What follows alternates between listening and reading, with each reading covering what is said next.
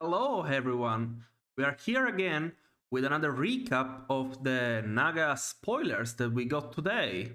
So let's get right into it. First of all, we have three new Naga cards coming from a Japanese streamer. So these have been translated, but the names are not the official ones, like they've not been confirmed, so they might change.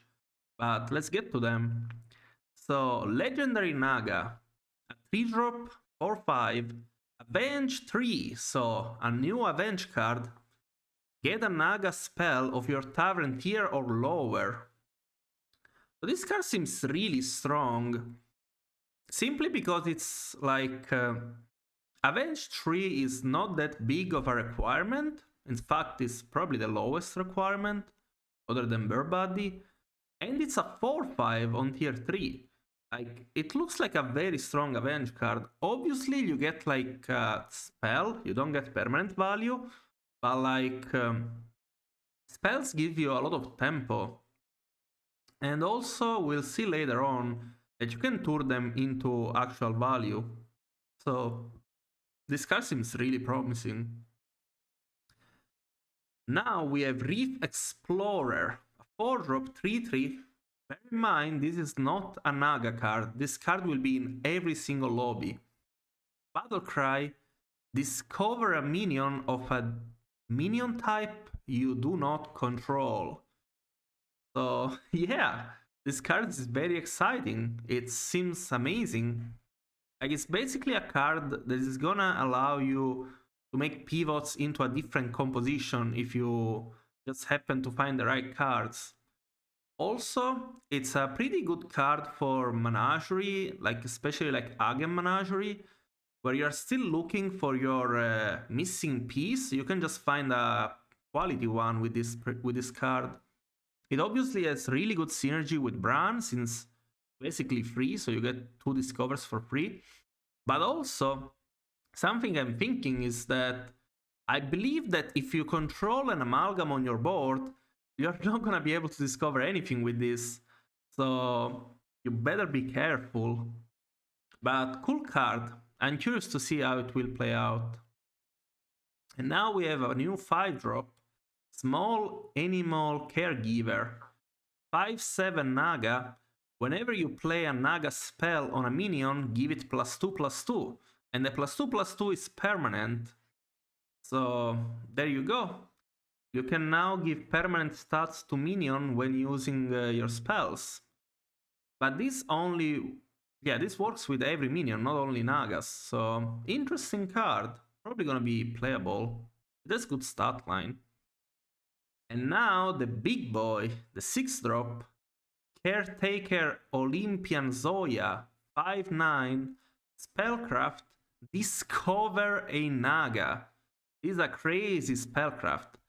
And also, even though this card doesn't have a tribe, it's only gonna appear in Naga lobbies. You're not gonna be able to discover Nagas when the tribe is banned. So it is effectively a Naga card. And this card is insane. Like, if you compare it to something similar, there is Genie on tier 6 that every turn gives you a random elemental. This one just discovers you the Nagas. It's not a Naga itself, but still, the card seems crazy good for Nagas. But let's keep going, there's more to come. These cards have been revealed by Nina Snoop. You will find the link to the video down in the description. So, the first one is a new Naga, Lava Lurker, 2 drop 2/5. The first spellcraft spell on this cast on this each turn is permanent. So yeah, this card seems really good for a 2 drop. It's comparable to Bristleback Knight, where like the first gem every turn gives you extra value. Here the first spell each turn is gonna be permanent. So thinking about the spells we currently have, you can give this minion +2 attack, you can give it Divine Shield, you can give it +1/+1 in Wind Fury, and with the next card, you can even give it +8 attack forever. So yeah, looks like this is gonna be a good piece for Naga comps. Also, if you make it golden, the first 2 spellcraft that you cast on it are permanent, so it becomes extra good. It's also good to triple it. So yeah, seems good. And now, also because it has good stats by itself, another Naga 4-drop 4/4 Hellbound Archer. Spellcraft, give a minion +8 attack until your next turn. So this card might not look that flashy at first, but I think it's still a decent card. Like, being able to give a minion +8 attack can be fight winning. Like, you can give your Leaf +8 attack, you can give your Deflecto +8 attack, and it's a huge improvement. So when I look at this card, it feels like a budget version of Shaker in a way. And like, when you're playing a comp on tier 4, like playing Shaker is a really good option. So I feel like if you think that you need some more tempo to win a fight, I can see myself just buy one of these every now and then just to get a huge boost on my cleave or my divine shield and try to survive if, for example, I'm not having a good game. So yeah, this card seems a good addition to tier 4. Not too strong, not too bad, and it has really good synergy with the Lava Lurker. But then, here comes the banned card and the replacements, some will say. So Deadly Spore has been removed from the game, but instead we got Leroy the Reckless, a 5-drop 6/2 Death Rattle, destroy the minion that killed this. So this might look like a weird box of text, especially if you have not been following like the various discussions going on Reddit and Twitter. But this is actually a suggestion that has been very popular on social media in the past few months. And they actually introduced it into the game. So what's the deal with this? It's kind of like a poison, right? The minion that kills it also dies. But it has more implication. It has some upsides and some downsides.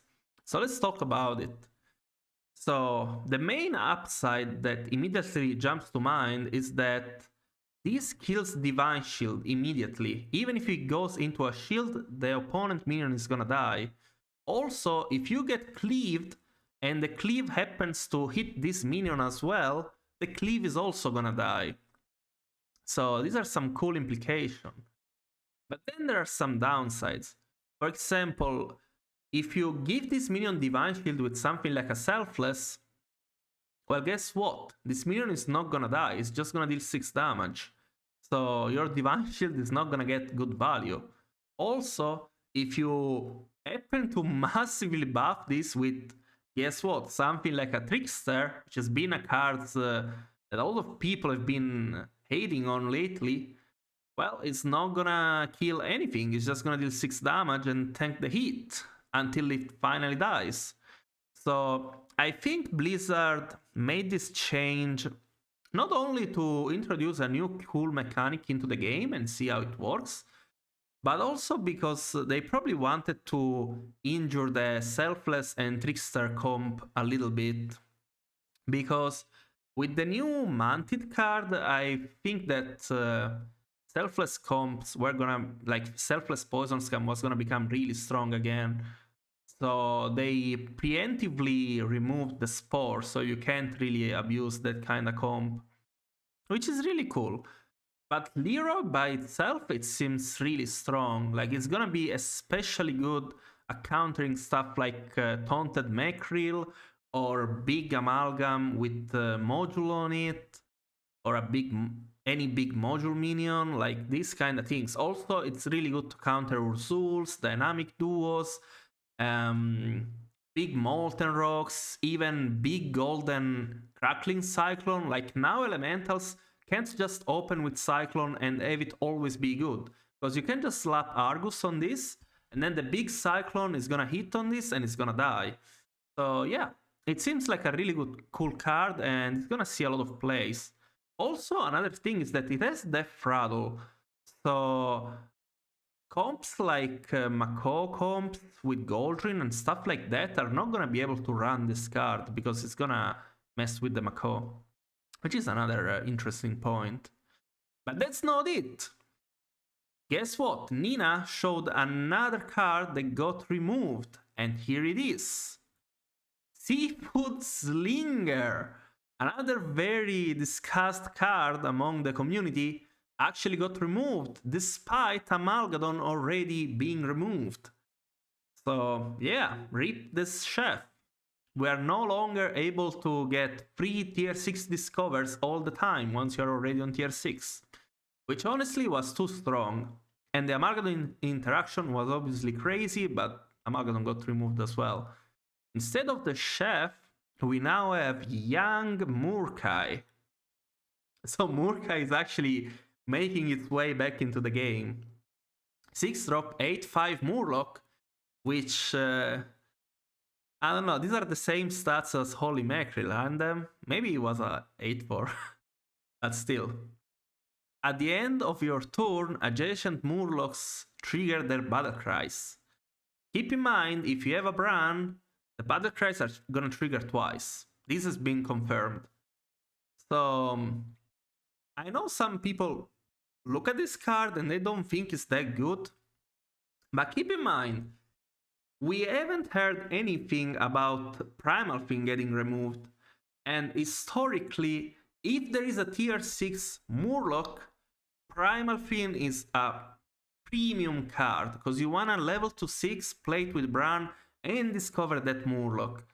So maybe this card is not gonna be good enough to spend 3 gold on, but it's definitely gonna be a good card when you get it off of your Primal Fiend, because you can just end on a Bagurgle, or maybe even have a golden Bagurgle, and then you just put this card second, so at the end of your turn, all of your Murlocs will get a huge buff.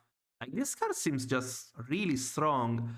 Like, it may not look strong because the way we play Murloc right now, you usually don't end up with too many battle cries on your board.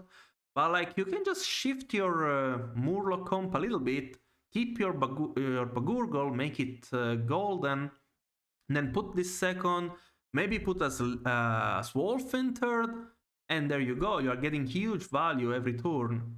Obviously, you also need to gather some shields in the meantime, or else you're gonna get wrecked by a Poison Scam comp. But still, this card doesn't look that bad. Obviously, it's not as good as Chef, but still pretty good. Anyways, that's it for the Nagas recap of the day. Keep in mind there are more Nagas to come, but they will be revealed in the final patch notes, which will come out on Monday, I believe, which should be May 9. So let me know in the comments down below what you think about these changes, and see you all in the next one. Bye bye!